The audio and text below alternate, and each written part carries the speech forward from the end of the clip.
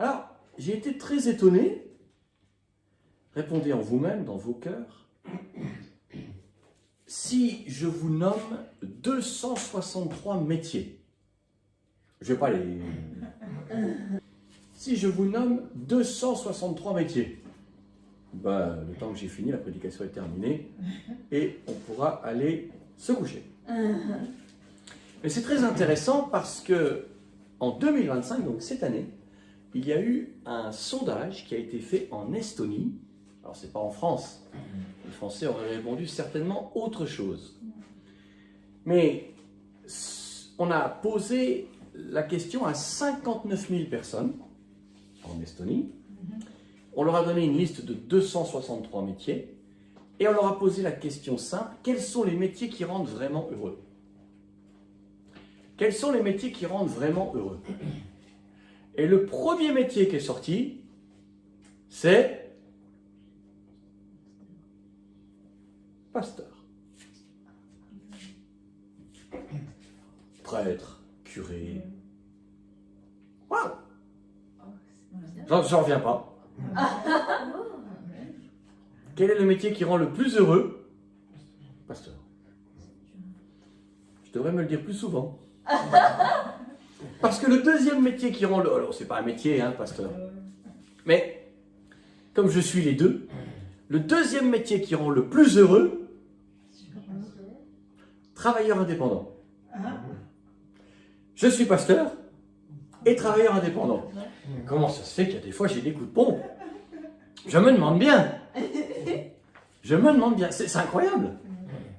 Bon, c'est en Estonie. Je voudrais bien faire la même chose en France. Mais, en tout cas, voilà.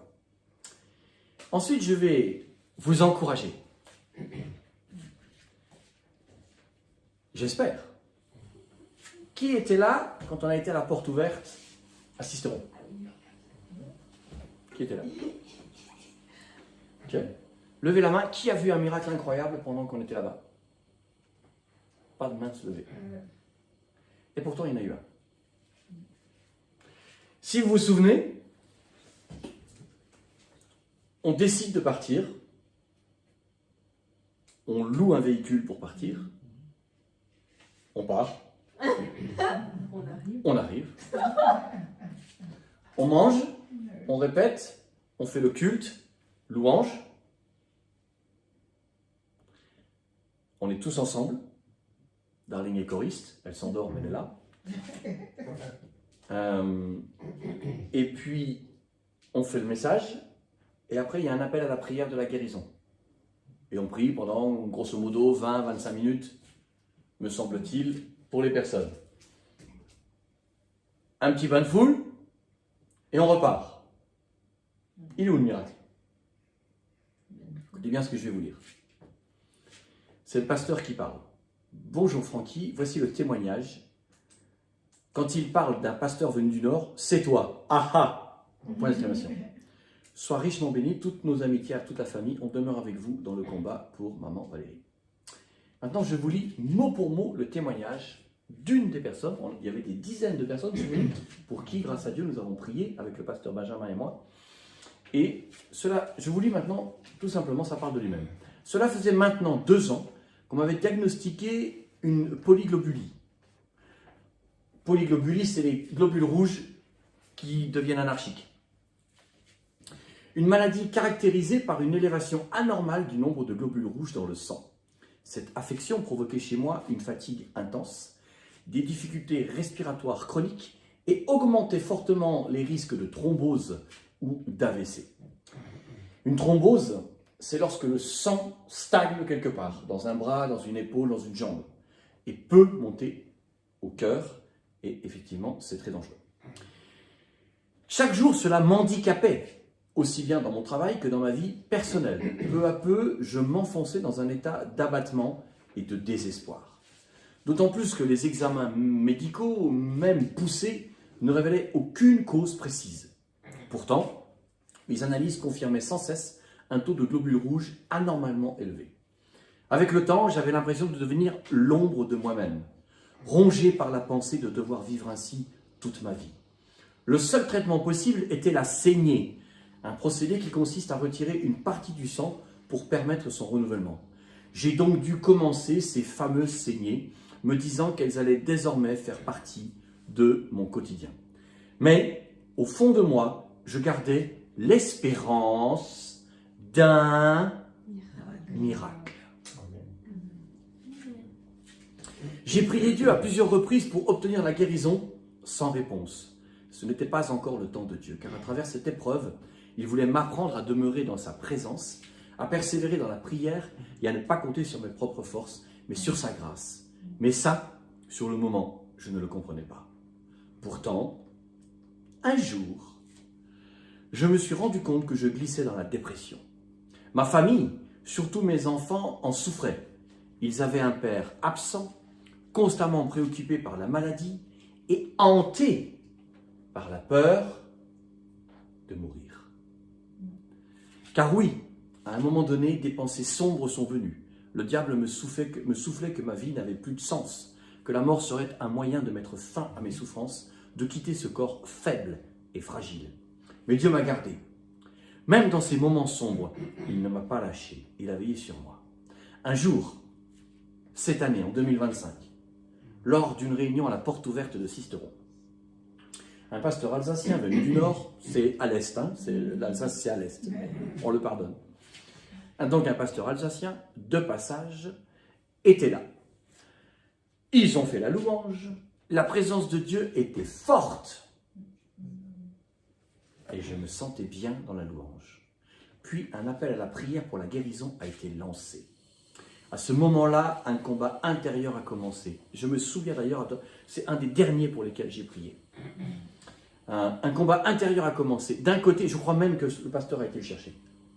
Je ne me souviens plus, mais c'était vraiment vers la fin. On m'a dit « Ah, attends, pars pas encore, il y en a encore un, il faut que tu imposes les mains. » Donc à ce moment-là, un combat intérieur a commencé. D'un côté, ma peur de rentrer chez moi sans changement. De l'autre, l'appel à faire un pas de foi. Finalement, j'ai eu le courage de m'avancer. Le pasteur, c'est-à-dire moi, m'a demandé ce dont j'avais besoin. Je lui ai expliqué brièvement mes problèmes de sang et il a prié pour mon système sanguin. Et le pasteur Benjamin Elbaz m'a dit que lorsqu'il a été voir le médecin lui a dit la phrase que j'avais dit dans la prière. Et en substance, il paraît que j'ai dit, au nom de Jésus, je proclame le rétablissement, que ça se remet en bon ordre. Je ne sais plus le mot exact. J'ai demandé qu'ils me le réécrivent, mais ils n'ont pas eu le temps de me le réécrire. Et quand il a été voir le médecin, on lui a dit, vous êtes guéri parce que ta. Et le frère s'est souvenu, oh, c'est ce que le pasteur a dit quand il a prié pour moi, mot pour mot. Amen. Amen.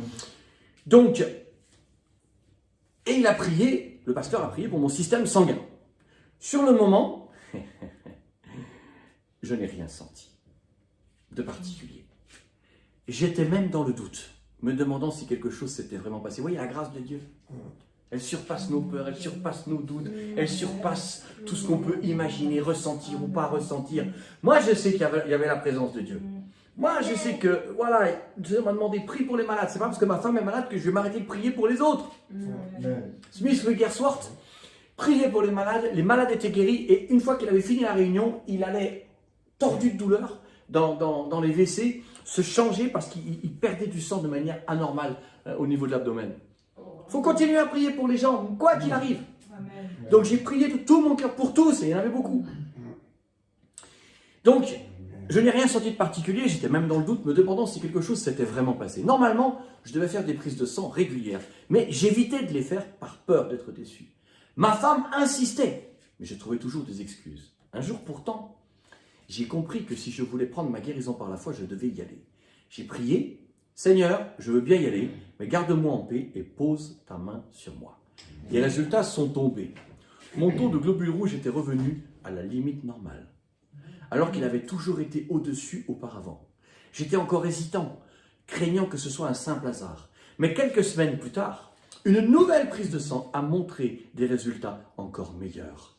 Là, j'ai dit, Seigneur, je suis guéri. Merci pour ton œuvre dans ma vie et ma santé. Ça, c'était le 7 mars 2025. 7 mars 2025. Depuis, les dernières prises de sang confirment cette guérison complète. Amen. Complète. Je rends gloire à Dieu pour sa fidélité et sa puissance. Je partage ce témoignage pour vous encourager à persévérer dans la prière et à croire à l'action de notre Dieu, même quand la foi vacille, car Dieu agit toujours en son temps, il ne déçoit jamais. Amen. Amen. Amen. Alléluia. Donc c'est le même petit gars que vous avez devant vous aujourd'hui. C'est le même petit gars. Il faut croire au miracle. Amen. Il faut continuer à y croire. Amen. Amen. Alléluia. Donc,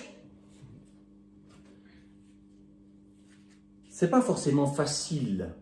Parce que quand on est dans une église et que on prie pour les malades, que le Seigneur permette que je puisse le faire encore longtemps, c'est pas le même cadre. Parce que quand les gens arrivent,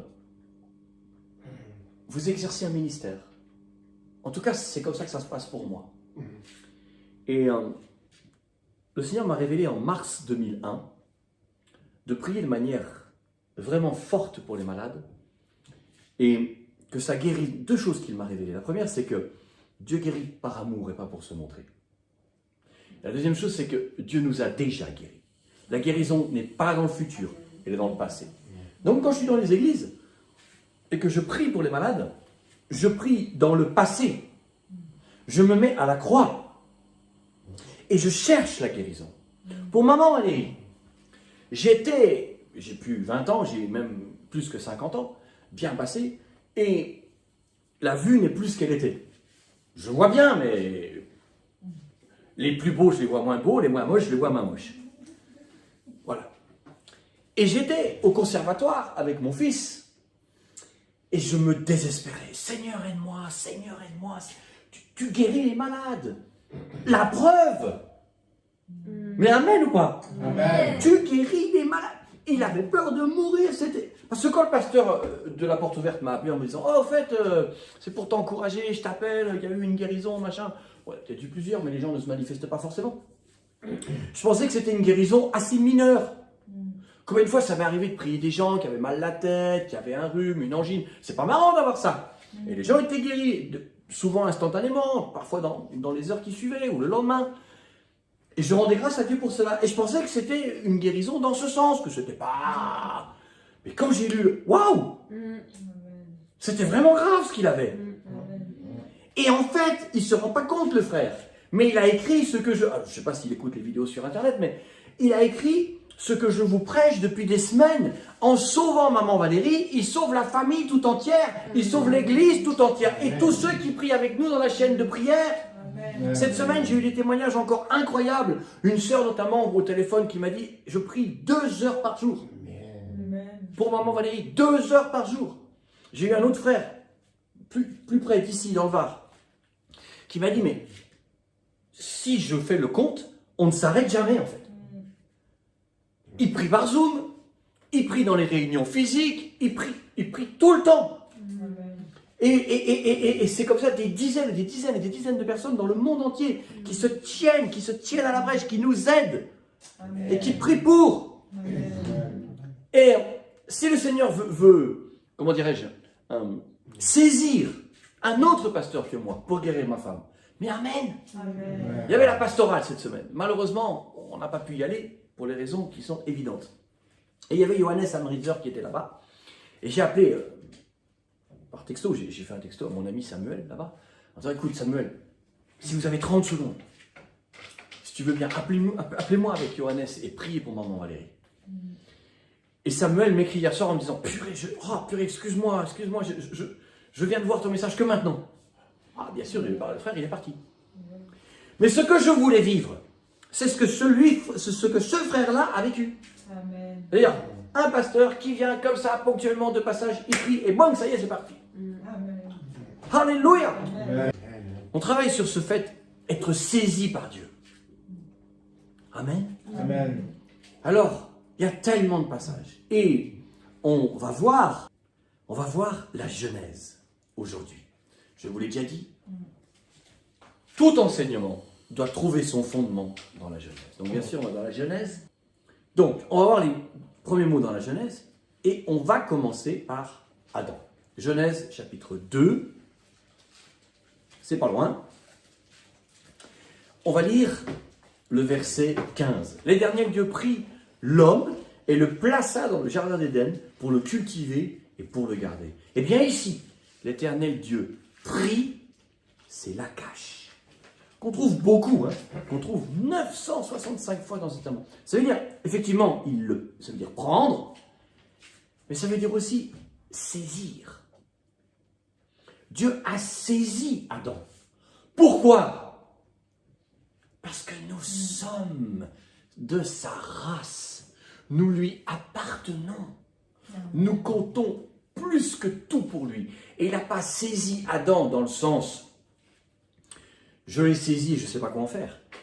C'est un peu comme si, imaginons, je prête mon téléphone à mon fils Samuel. Et il le saisit pour ne pas le faire tomber. Par exemple. Parce que c'est précieux. Mais Adam, c'est bien plus précieux qu'un iPhone. Nous sommes plus précieux. Et Dieu nous saisit. L'Éternel Dieu saisit l'homme et le plaça.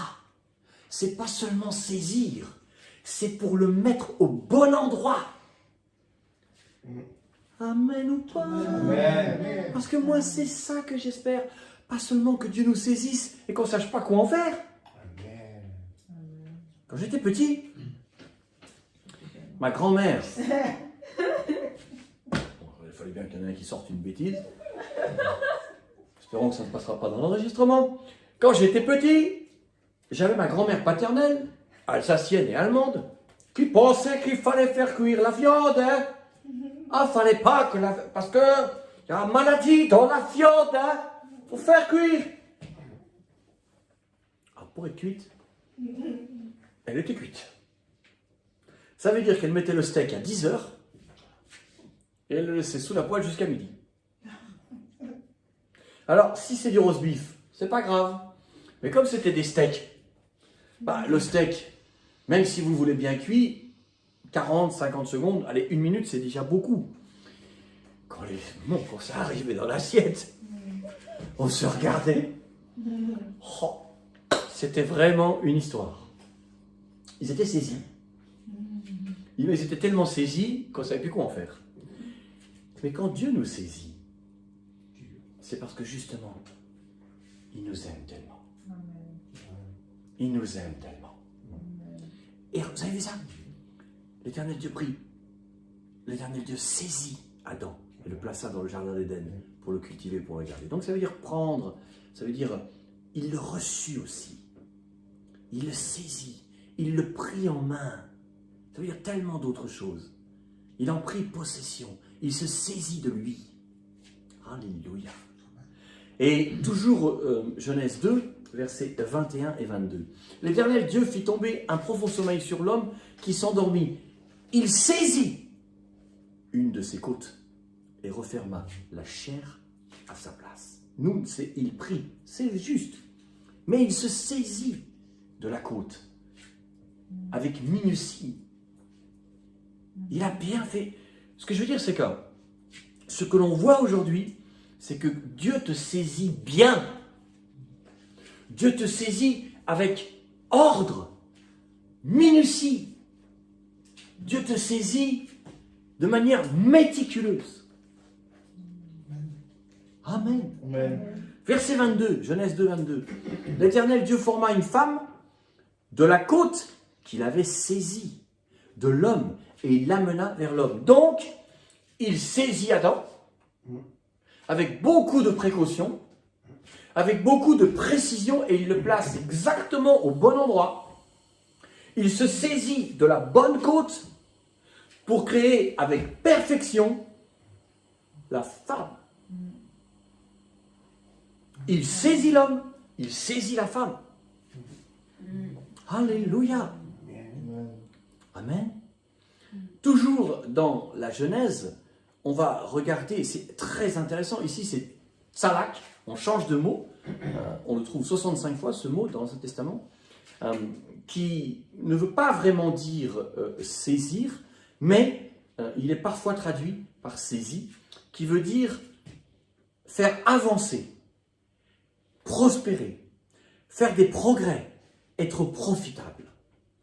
Et on le trouve dans Genèse 24, verset 21, c'est le chapitre du mariage. Genèse 24, verset 21. L'homme regardait donc Rebecca ici avec étonnement et sans rien dire pour voir si l'Éternel se saisissait de son voyage ou non. Faisait réussir, prospérer, rendait profitable son voyage ou pas. Seigneur, c'est ça que j'espère. Que tu prennes une prière, celle que tu voudras, et que tu te saisisses de cette prière, Amen. et que le ciel s'ouvre, et que cette prière vienne, explose toute maladie, et faire que ma femme se lève. Amen. Amen. Et toujours dans la Genèse 24, c'est toujours le sujet du mariage, verset 40. Donc Eliezer parle et dit, « L'Éternel devant qui j'ai marché enverra son ange. » Donc c'est Abraham qui parlait à Eliezer avant qu'il parte. « L'Éternel devant qui j'ai marché enverra son ange avec toi et fera réussir, se saisira de ton voyage. » Amen ou pas? Amen. Amen. Si vous partez en voyage sans Dieu, vous partez dangereusement. Amen. Amen. Seigneur, saisis-toi de ma journée. Amen. Amen. Saisis-toi de mes problèmes. Comme David, prends le petit et le croupier. Saisis-toi de la situation. Venge-moi de mes ennemis, etc. Souvenez-vous. Amen. Amen. Alléluia. Donc, Genèse 22, également. Un autre mot. Ici, souvenez-vous, Genèse 22, c'est lorsque, eh bien, Abraham est invité à sacrifier, saisir son fils pour le sacrifier en holocauste. Oh, quel drame! Quel moment dur! Quel moment dur! Vraiment, quel moment dur! Et on voit Genèse 22, verset 13. Donc vous le savez, à un moment donné, Dieu dit « Stop ! Épargne Isaac, il n'est pas question de le sacrifier. » Verset 13. Abraham leva les yeux et vit derrière lui un bélier saisi dans un buisson. Vous avez retenu dans un buisson, saisi par Dieu dans un buisson par les cornes. Et Abraham alla prendre le bélier et l'offrit en holocauste à la place de son fils. Akaz, ici, qu'on trouve 67 fois dans cet testament. Ici, c'est un verbe conjugué en cal qui veut dire le bélier était saisi, pris, tenu, lié, attaché, fermé. À un moment donné, tu ne sais pas où, mais il y a un bélier qui est saisi pour toi.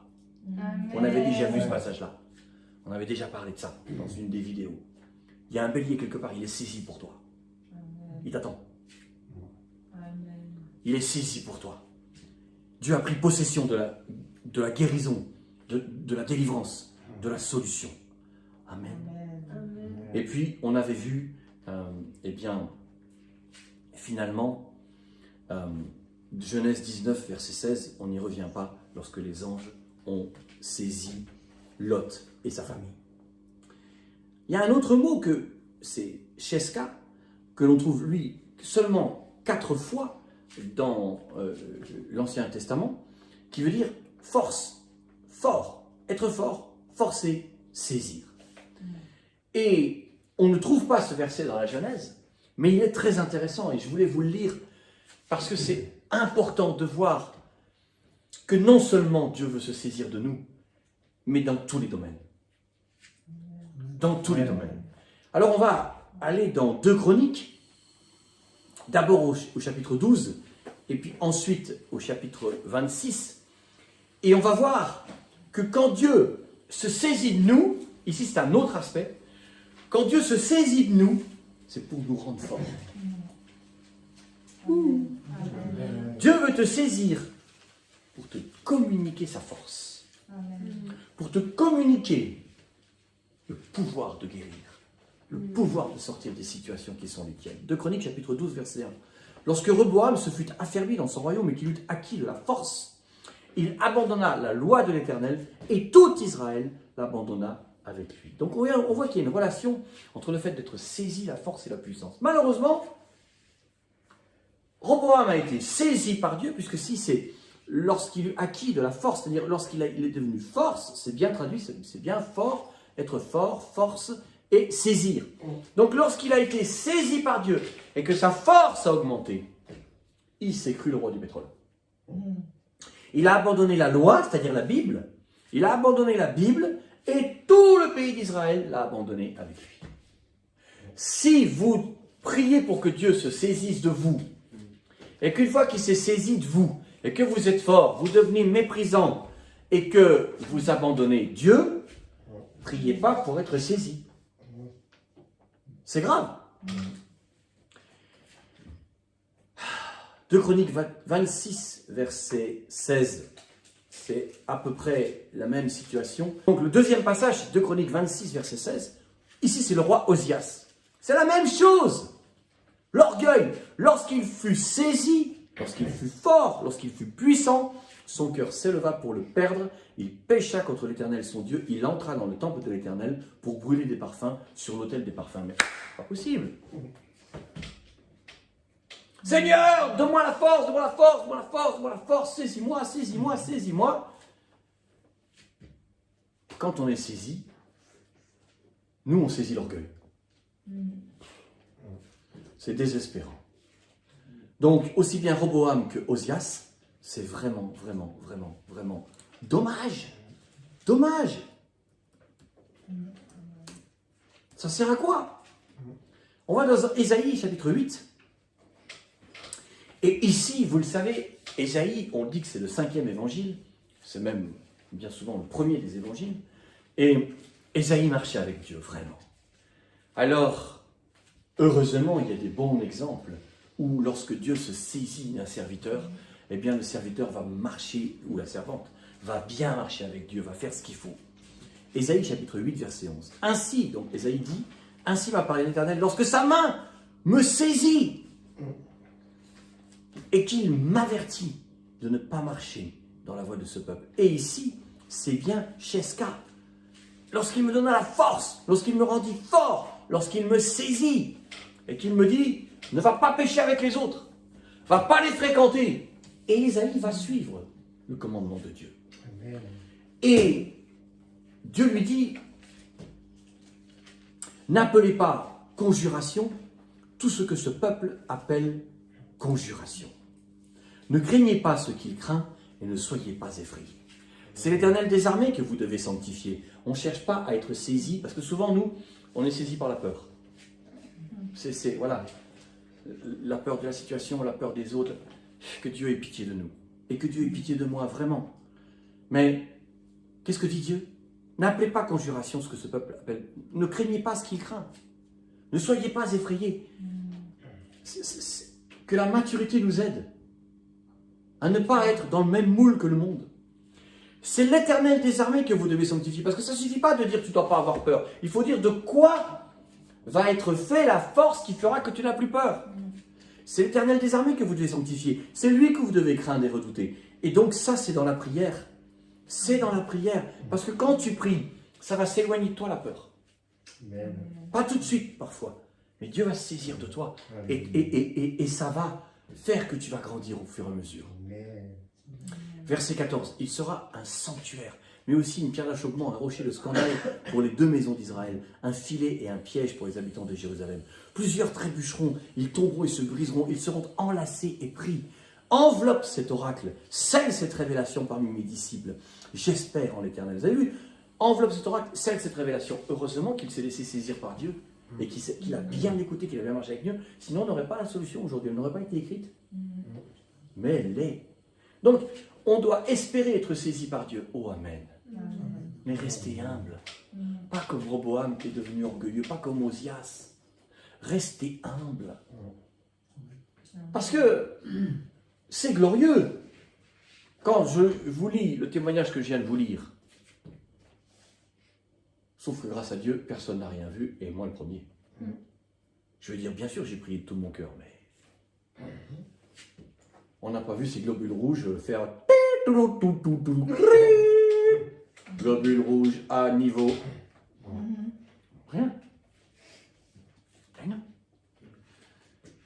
Mais soyons saisis par l'humilité.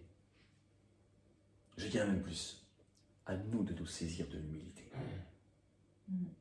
Et espérer que Dieu nous fasse grâce. Amen. Amen. Donc, verset 17, j'espère en l'Éternel, qui cache sa face à la maison de Jacob. C'est intéressant parce que Ésaïe est saisi, mais pas le peuple. Ésaïe va voir le Seigneur, mais pas le peuple. Ésaïe va même avoir peur de mourir en disant « Oh, malheureusement, j'ai vu le roi. » Mais non, il ne va pas mourir. Pourquoi? L'humilité. Amen. Amen. J'espère en l'Éternel, verset 17, qui cache sa face à la maison de Jacob, je place en lui ma confiance. Voilà, il était utilisable. Voici, moi et les enfants que l'Éternel m'a donnés, nous sommes des signes et des présages en Israël de la part de l'Éternel des armées qui habite sur la montagne de Sion. Et puis la dernière fois, parce qu'on voit 4 fois ce mot, la dernière fois où on voit ce mot, malheureusement, c'est pour quelque chose qui va arriver et qui ne sera pas heureux, c'est dans Daniel chapitre 11, verset 2. Et donc l'ange vient et parle et lui dit, je vais te faire connaître la vérité, il y aura encore 3 rois en Perse, le 4e amassera plus de richesses que tous les autres, et quand il sera puissant, c'est-à-dire quand il sera saisi, quand il sera fort par ses richesses, ici c'est pas saisi par Dieu, c'est saisi par ses richesses, fort financièrement, et on sait que le monde fonctionne comme ça. Quelqu'un qui arrive et qui a les poches pleines, il va être celui qui va écraser les petits. Ça veut dire qu'un riche orgueilleux sera beaucoup mieux vu qu'un humble pauvre. Il soulèvera tout contre le royaume de Javan. Mais nous, que notre richesse soit ailleurs. Que notre désir d'être saisi par Dieu soit ailleurs. Que notre désir d'être saisi par Dieu reste petit, reste humble. Je vais vous dire, quand j'ai lu ce témoignage, il m'a encouragé. Surtout le fait que je vis la même chose. Parce qu'il parle dans son témoignage que son épouse était malheureuse, que ses enfants avaient un père absent. Ça me touche. J'essaye de faire attention. Je ne sais pas si je réussis, il faudrait interroger mes enfants. Depuis 7 mois, dans quelques jours, ça fera 7 mois, je fais quelque part le père et la mère. J'essaye d'apporter la tendresse, l'amour à mes enfants. Mais ce qui me touche dans ce témoignage, c'est que dans mon cœur, c'est ça que je vis. Et je vous l'ai combien de fois dit, la guérison, elle ne touchera pas que ma femme. Elle va nous guérir tous les 5. Elle va guérir notre Église. Je le crois profondément. Et quand on ira dans les autres églises, je dis on, parce que ce que nous avons fait en louant le trafic ou quoi, j'espère qu'on le refera. Amen. Et que ceux qui veulent venir viennent. Amen. Ça nourrit. C'est glorieux de vivre des choses comme ça. C'est glorieux. Amen. Amen. Seigneur, fais-nous grâce. Qu'on puisse être saisis par toi. Et pas comme Roboam, pas comme Osias.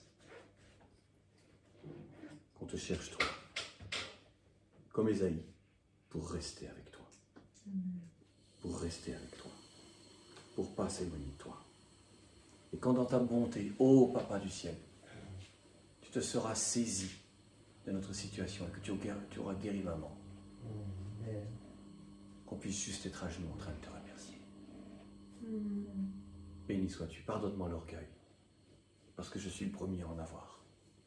Pardonne-moi l'orgueil. Saisis-toi de qui tu voudras. C'est toi qui décides. À toi soit la gloire. Qu'elle ne nous revienne pas, ni aujourd'hui, ni jamais. À toi la gloire. Merci pour